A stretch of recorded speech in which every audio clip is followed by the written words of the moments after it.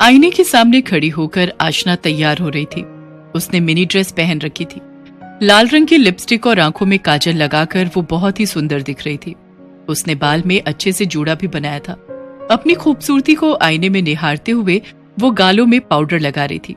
थोड़ा टचअप और कर लेती हो। शादी में जाना है तो मेकअप तो थोड़ा हैवी होना चाहिए ना, तभी तो लोगों की नजर दूल्हा दुल्हन के अलावा खुद पर भी पड़ेगी। कुछ देर बाद वो पूरी तरह तैयार हो गई, लेकिन उसे डियो नहीं मिल रहा था। उसने इधर उधर देखा लेकिन डियो नहीं दिखा। ओहो, अब ये डियो कहाँ चला गया? यहीं तो रहता है। रवि से पूछती हूँ। उसके बाद उसने ऊंची हील वाली सैंडल पहनी और खटखट करती हुई ड्राइंग रूम में आई, जहाँ उसका हस्बैंड रवि मोबाइल में गेम खेल रहा था। तुमने मेरा डियो देखा है क्या? लेकिन रवि मोबाइल गेम में इतना व्यस्त था कि उसने अपनी वाइफ की बात सुनी ही नहीं। एक दो बार आशना ने फिर से रवि से वही बात पूछी, लेकिन वो तो मोबाइल गेम में पूरी तरह घुसा हुआ था। ये देखकर आशना को गुस्सा आ गया और वो रवि के पास गई और उसके हाथ से उसका मोबाइल छीन लिया। अरे ये तुम क्या कर रही हो? ये बोलकर उसने जैसे ही अपनी पत्नी की ओर देखा, वो देखता ही रह गया। कुछ देर आशना भी उसे घूरते हुए देखती रही और फिर कहा, क्या बात है, तुम मुझे ऐसे घूर कर क्यों देख रहे हो? पहले तुमने मुझे कभी देखा नहीं है क्या? तुम ये पहनकर जा रही हो शादी में, इस मिनी स्कर्ट में? क्यों, कुछ खराबी है क्या इसमें? अरे नहीं, खराबी नहीं है, लेकिन तुम्हें पता है ना कि कितनी ठंड है बाहर। हर दिन न्यूज में ठंड के कहर की खबर छप रही है। अगर तुम ऐसी ड्रेस में जाओगी तो लोग क्या कहेंगे? शादी के पहले तो तुम बड़े मॉडर्न बनते थे, शादी के बाद तुम भी टिपिकल मर्द हो गए हो। अरे लोग क्या कहेंगे ये सोचकर मैं कपड़े पहनना छोड़ दूं? अजीब हाल है। सुनो, मुझे नहीं जाना तुम्हारे साथ शादी में, तुम ही जाओ अकेले। ये कहकर आशना गुस्से में अपने कमरे में जाने लगी तो रवि ने उसका हाथ पकड़ लिया। छोड़ो मेरा हाथ। सारे के सारे मर्द एक जैसे ही होते हैं। शादी के पहले उनका अलग चेहरा होता है और शादी के बाद तो उन्हें लगता है कि औरतें बस उनके इशारों पर चलती रहें।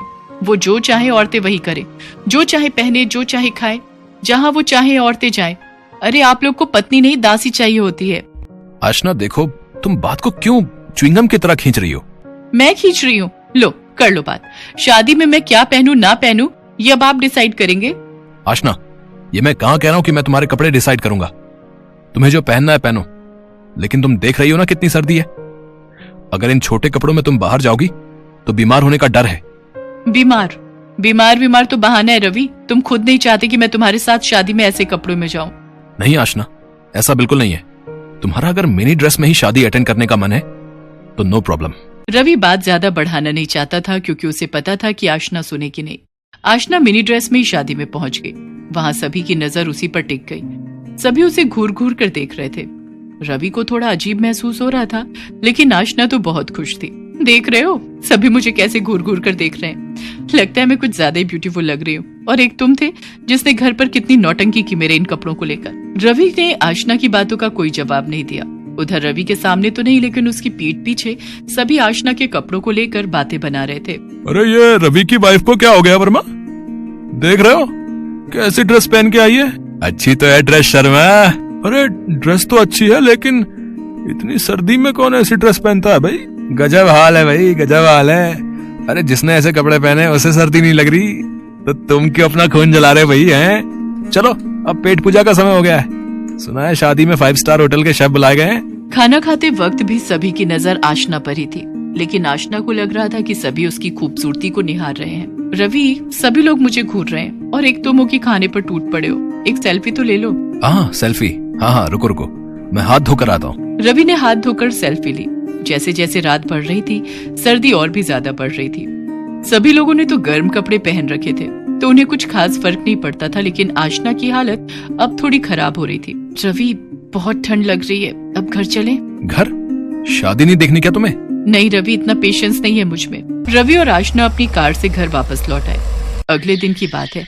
आशना ने रवि को कांपते हुए जगाया। रवि उठो ना। क्या हुआ आशना, तुम इस तरह कांप क्यों रही हो? रवि ने आशना के सिर पर हाथ रखा तो वो तवे की तरह गर्म था। आशना, तुम्हें तो तेज बुखार है। रवि ने अपनी बात भी खत्म नहीं की थी कि आशना ने कहा, रवि उल्टी आ रही है मुझे, वॉशरूम ले चलो मुझे। आशना को लगातार उल्टी तो हो ही रही थी, उसे दस्त भी लग गए थे।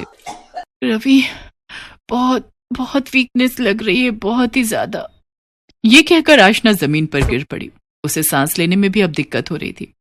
आशना, क्या हुआ तुम्हें? आंखें खोलो अपनी। आशना का शरीर ठंडा होता जा रहा था। उसकी हालत देखकर रवि बहुत डर गया और उसी समय उसे अपनी पीठ पर लाद कर नीचे ले गया और फिर कार से हॉस्पिटल। डॉक्टरों ने आशना का चेकअप किया तो इन्हें इमीडिएट एडमिट करिए, इनकी हालत बिल्कुल ठीक नहीं है। आशना को आईसीयू में एडमिट किया गया। उसे ऑक्सीजन सपोर्ट पर रखा गया क्योंकि वो ठीक से सांस नहीं ले पा रही थी। पूरी रात वो उसी तरह अस्पताल में रही। अगले दिन, डॉक्टर साहब, आखिर आप लोग कुछ बोलते क्यों नहीं? अच्छी भली तो थी मेरी बीवी, अचानक से उसे ऑक्सीजन सपोर्ट पर क्यों रखा है आपने? कुछ चिंता की बात है क्या? हाँ, चिंता की बात तो है। उनका चेस्ट पूरी तरह से जाम हो गया है, सीवियर निमोनिया हो गया है उन्हें भयानक ठंड लगी है। हम दवाई से चेस्ट क्लियर करने की कोशिश कर रहे हैं। अगर उससे हो गया तो ठीक, नहीं तो हमें किसी और तरीके से चेस्ट का बलगम निकालना होगा। जब तक चेस्ट क्लियर नहीं होगा वो ठीक से सांस नहीं ले पाएंगी। डॉक्टर की बात को सुनकर रवि का चेहरा पीला पड़ गया। उसे कल रात की सारी बात याद आ गई। मैंने कितना मना किया था उसे, लेकिन उसने मेरी बात मानी ही नहीं। हे ईश्वर, आशना को ठीक कर दो। पूरी रात रवि आशना के लिए भगवान से प्रार्थना करता रहा, लेकिन अगले 2 दिन तक आशना की तबीयत में कोई सुधार नहीं आया। और तीसरे दिन की बात है, रात का समय था। रवि अस्पताल के बाहर बैठा हुआ था। उसे नींद आ रही थी। तभी एक डॉक्टर उसके पास आए और उन्होंने कहा, आई एम सॉरी, हम आपकी पत्नी को नहीं बचा सके।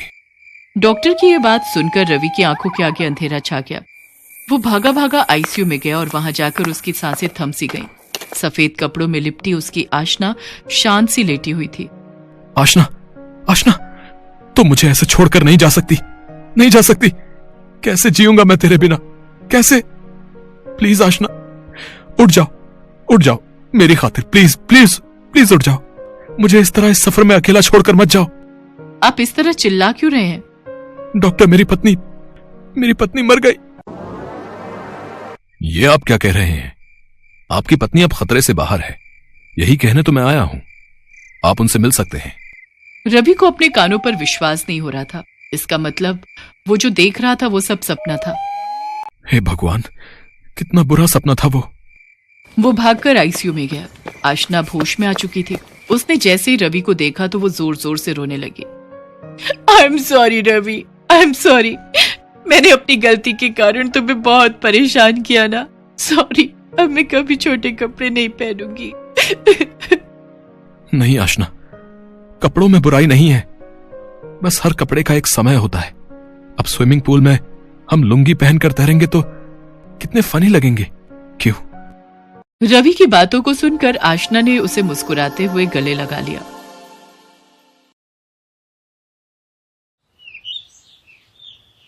अमन एक बिकनी फैक्ट्री चलाता था।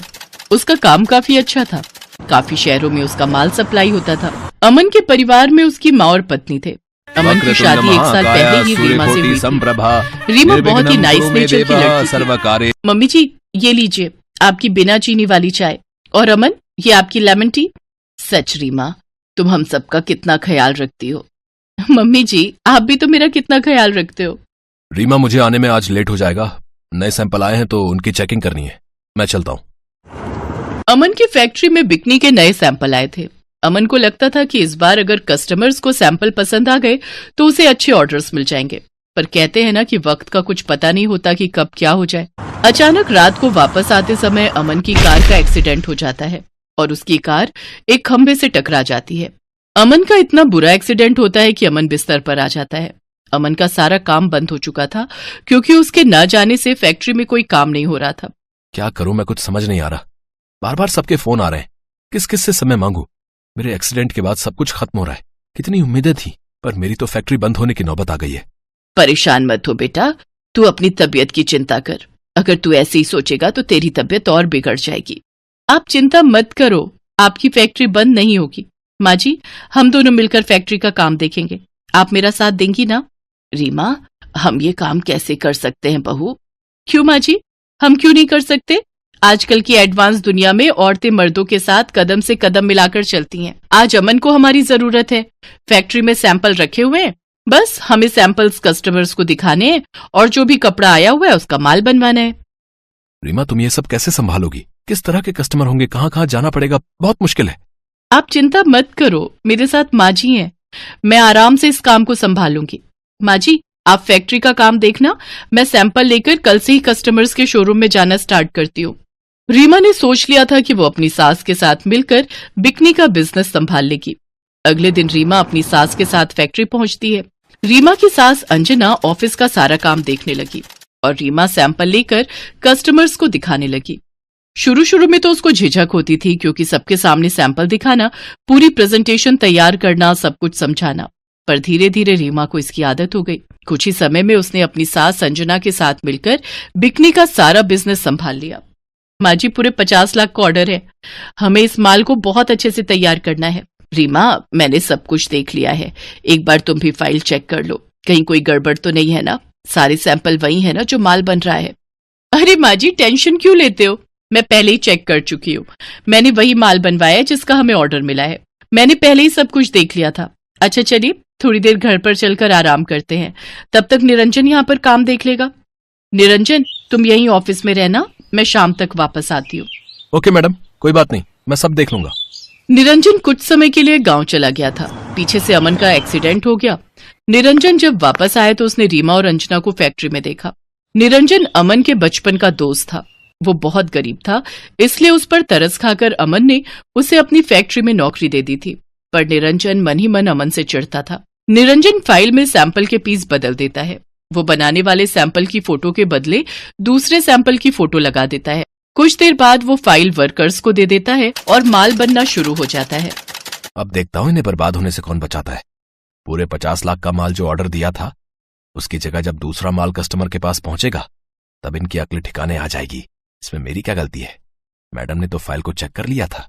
शाम को जब रीमा वापस आती है तब तक सारा माल कट चुका था। रीमा देखकर हैरान रह जाती है कि उसने जो डिजाइन्स बोले थे उनकी जगह दूसरा डिजाइन बन रहा है। रीमा चौंक जाती है। निरंजन, ये सब क्या है? हमें तो दूसरे सैंपल के ऑर्डर मिले थे ना, वर्कर ये क्या माल बना रहे हैं? मैडम, फाइल में तो यही वाले सैंपल फोटो में लगे हुए हैं, आपने यही तो बोला था बनाने के लिए। नहीं, ऐसा कैसे हो सकता है? मैं इतनी बड़ी गलती नहीं कर सकती। अब मैं क्या करूं, मेरा बहुत नुकसान हो जाएगा। जाने अनजाने में मैंने ये क्या गलती कर दी? Oh no. अगले 1-2 दिन तक रीमा बहुत परेशान होती है, क्योंकि माल बनकर तैयार हो चुका था और सैंपल गलत हो गए थे।